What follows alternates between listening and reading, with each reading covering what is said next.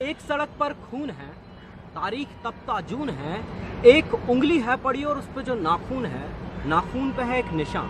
अब कौन होगा हुक्मरान जब चुन रही थी उंगलियां, ये उंगली भी तब की रहा। फिर क्यों पड़ी है खून में, फिर क्यों पड़ी है खून में, जिसमें इसका है कहाँ, मर गया कि था ही ना।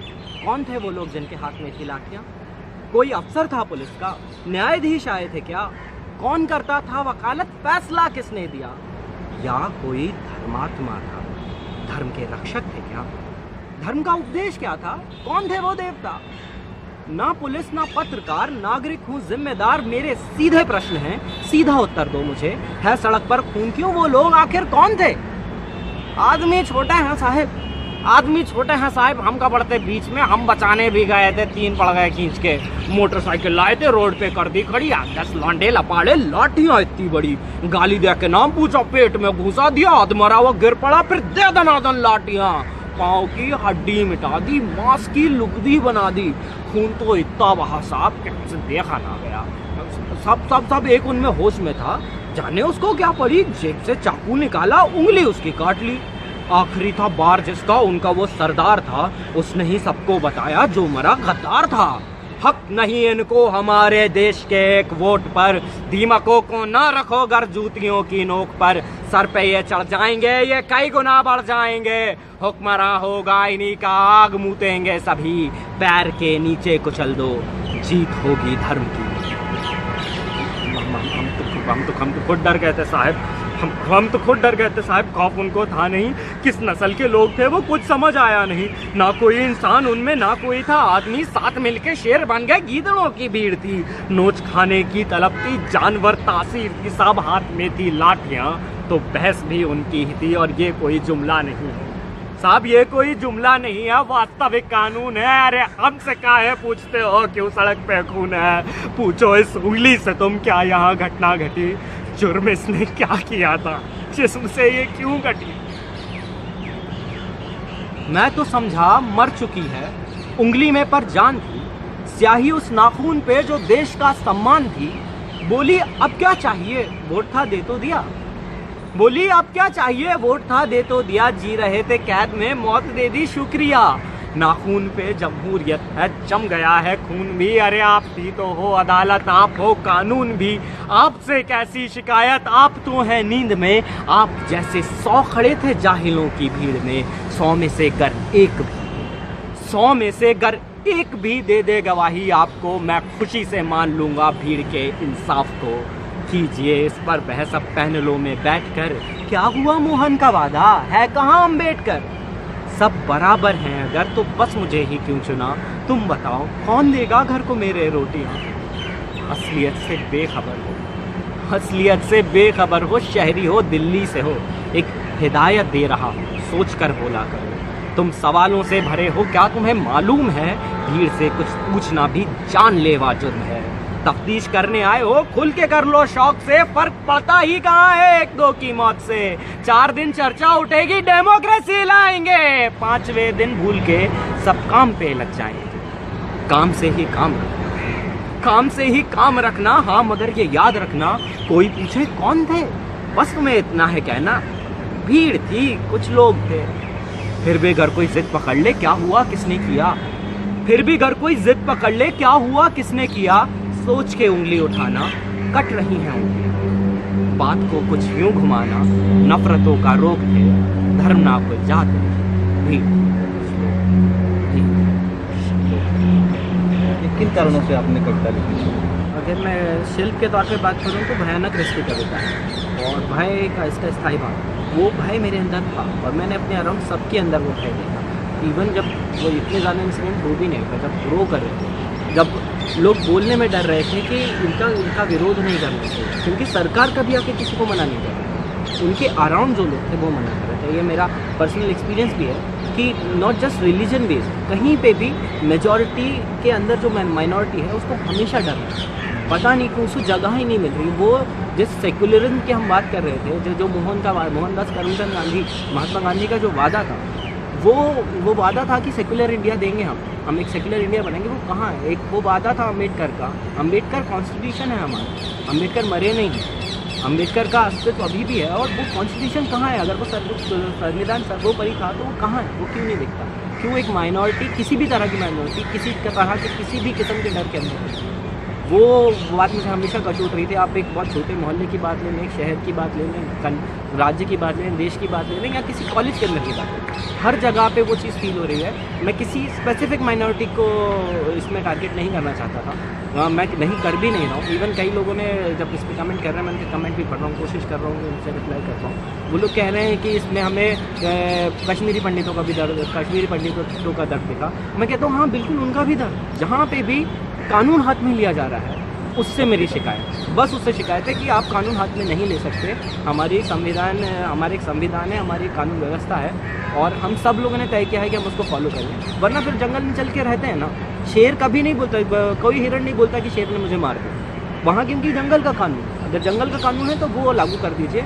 वो हम जंगल में तो पेड़ काटने का क्या मतलब रहा? अच्छा, एक चीज़ हमने और देखा नवीन कि आप जैसे बहुत सारे जो है जो नौजवान हैं वो मॉब लिंचिंग का और जो इस तरीके की सोशल जो है वो कुरीतियाँ हैं उनके खिलाफ खड़े हो रहे हैं। ये एक बड़ा बदलाव भी आ रहा है सोसाइटी में। हाँ सर, ऐसा है तो, बट मुझे लगता है कि और ज़्यादा इस बदलाव की और ज़्यादा ज़रूरत है। बहुत सारे लोगों को खड़ा होना पड़ेगा, क्योंकि ये कोई अवतार नहीं लेने वाला, कोई आके इस दुनिया को नहीं बचाने वाला, हमको बदलना पड़ेगा। और हर एक छोटी छोटी चीज़ में एक वो जो आदत है कि मैं थैला लेके जाऊंगा, मैं प्लास्टिक यूज़ नहीं करूंगा, मैं घर से निकलते पंखे बंद करूंगा, हर छोटी छोटी चीज़ में हम सबको बहुत छोटा छोटा कॉन्ट्रीब्यूशन करना पड़ेगा, तब जाके एक अच्छी दुनिया बन सकती है। आप IIT से पढ़े हुए हैं, बीटेक आपने वहाँ से किया, एक बहुत ही लोअर मिडिल क्लास से आप आते हैं, आपको कविता करने की आखिर क्या सोची? सर मुझे ऐसा लगता है कि कविता करने की आपको सूझती नहीं है, वो आपको मजबूर कर देती है। जब कुछ ऐसा हो जाता है कि मतलब एक मेरे कवि दोस्त हैं, उनका कहना है कि तब लिखना जब ना लिखो तो हाथ कांपने लगे, तो तभी लिखी जाती है कविता जब कुछ ऐसा अंदर भर जाता है कि इसको शब्दों में देना ही पड़ेगा। अगर मैं इसको नहीं एक्सप्रेस कर पाया तो फिर मैं चैन से सो नहीं पाऊँगा। जैसे एक अंग्रेजी में कहावत है, what ever let's me sleep, so this writing poetry let's me sleep, so that's why I am writing. आपके जो है वो परिवार का बैकग्राउंड क्या है? कोई आपके परिवार में रहा हुआ है साहित्यकार, या आपसे किसी ने कविताएं लिखी हों जिससे आपने? जी, मैं एक बहुत ही छोटे से शहर में रहता हूँ, होशंगाबाद नाम है, नर्मदा के किनारे का बहुत प्यारा शहर है। मेरे पिताजी का मध्य प्रदेश पुलिस में थे, उन्होंने अब रिटायरमेंट ले लिया है, और एक बहुत छोटे से फैमिली से आता हूँ। उन घर में कभी था तो खैर संभावना भी नहीं थी, मतलब क्या अगर कहें तो कभी भी ऐसा था नहीं। मेरे मेरे पिताजी पहली जनरेशन में जो अपने गांव से बाहर निकले, मेरे दादाजी किसान थे, तो बहुत कम ही जगह था कि आपको इतनी लग्जरी मिले, इतना डिस्पोजेबल इनकम और इतना डिस्पोजेबल टाइम हो कि आप कुछ और सोच पाए, क्योंकि इतनी बचता नहीं था कभी किसी को, उनके पास भी नहीं किसी के पास। लेकिन हाँ, मेरी तीन बड़ी बहनें हैं, तो मेरी सबसे बड़ी बहन है वो कविता लिखती, और इवन स्कूल टाइम पे वो मुझे कविताएं लिख के देती थी कि जाके सुनाओ, मेरी निबंध लिखती थी, मैं उनको जाके लिखता था, भाषण लिखती थी। तो इस तरह से उनका झुकाव था कविताओं की तरफ, और खैर वो तो उस झुकाव को, उस अपने पैशन को फॉलो नहीं कर पाए, लेकिन कहीं ना कहीं वो मेरे अंदर रह गया। तो फिर एक तरह से जगजीत सिंह को सुनते हुए बड़ा हुआ। मैं कहता हूँ जगजीत सिंह ने मेरी परवरिश की है, उनकी आवाज़ में जितनी गज़लें सुनी है, तो वो मुझे खाली कुछ, क्योंकि और कुछ था भी नहीं घर पे, अभी तक मेरे घर पे कंप्यूटर नहीं है, तो कुछ ऐसा नहीं था कि मैं टाइम पास कर सकता। तो अब मैं क्या करता था बैठ के, तो मैं वो सारी गज़लें याद करता। आज के दौर में किस शख्सियत ने आपको बहुत ज़्यादा प्रभावित किया है, जिनसे आपने कविता करने की सोची, या किसकी कविताएँ आपको सबसे ज़्यादा अच्छी?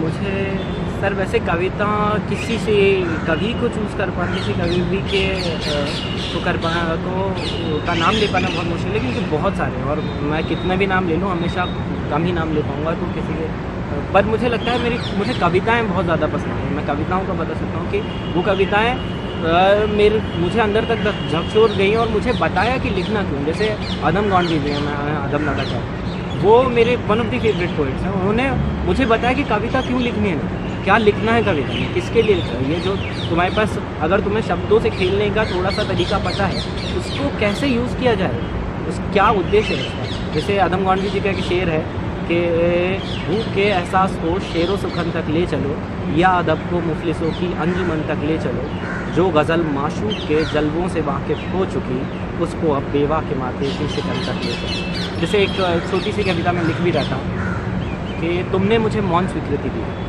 जब आवश्यकता थी कुंठा की कर्कश ध्वनि की, तुम स्वरों की लावण्यता पर मोहित थे। तुमने मुझे मौन स्वीकृति दी। तो मैं वो मौन स्वीकृति नहीं देना चाहता किसी को। तो मैं जब भी बोल सकता हूँ, जहाँ तक भी बोल सकता हूँ, क्या था ये कविता में कहा भी नहीं, तुमको अपनी मौत मुबारक मैं जिंदा हूँ बोले।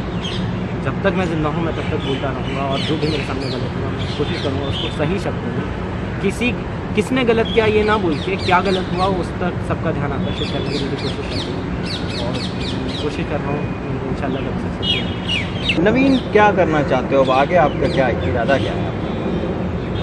सर इरादा तो है कि मैं चाहता हूँ कि मैं जिन मुद्दों पे मुझे जिन चीज़ों मतलब कविता मेरे लिए कन्विक्शन का ज़रिया है। तो मैं चाहता हूँ बहुत सारी चीज़ों पे, जैसे कि आत्मपरक कविताओं का अन्वेषण करना चाहता हूँ, आइडेंटिटी समझना चाहता हूँ, एग्जिस्टेंस अस्तित्व किस चीज़ को कहा जा रहा है, उन पे वो मेरा फेवरेट टॉपिक है, और जिस पे मैं करना चाहता हूँ। मुझे बस वो ज़्यादा से ज़्यादा ज्ञान अर्जित करना है। उसका क्या होने वाला है मुझे नहीं पता, लेकिन समस्या यह है कि जब तक मैं इन चीज़ों के बारे में सोच रहा हूँ तब तक मैं अपने सामने अपने देश को, अपनी मानवता को जलता हुआ नहीं देख सकता। तो फिर मुझे वो सब छोड़ के मुझे इन मुद्दों जिनके बारे में बात नहीं की जा रही है तो उनके बारे में बात करना मैं शुरू करता हूँ, कोशिश करता हूँ। चाहता मैं ये हूँ कि ये सब चीज़ें ठीक हो जाएँ ताकि मैं आराम से जो मैं लिखना चाहता हूँ वो मैं लिख सकूँ। लेकिन जैसे फैज़ साहब कहते हैं, मुझसे पहली सी मोहब्बत मेरे महबूब न मांगो, सो वो मैसर नहीं हो पा रहा है। जब पर इंशाअल्लाह कभी ना कभी भगवान करेगा किसी दिन ऐसा दिन आएगा भारत में जब सब कुछ अच्छा हो रहा होगा, जब सब कुछ सही ट्रैक पे चल रहा होगा। मैं ये नहीं कहता एक दिन में दुनिया बदल जाएगी, लेकिन वो सही रास्ते पे अगर चल रहे होंगे वो हमको पता चल जाता है, हमारा अंतर्मन बता देता है कि ये रास्ता सही है। तो जब सही रास्ते पे होंगे तब मैं शायद अपनी तरह की कविताएं जैसे मैं लिखना चाहता हूँ, जो मेरा मन कहना चाहता है मैं वो कहूँ। अभी तो मेरी कोशिश होती है कि जिसके पास आवाज़ नहीं, जिससे आवाज़ सुन लिया उसकी आवाज़ बना दिया।